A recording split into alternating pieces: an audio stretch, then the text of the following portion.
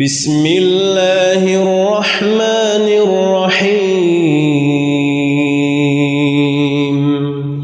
ألم تر كيف فعل ربك بأصحاب الفيل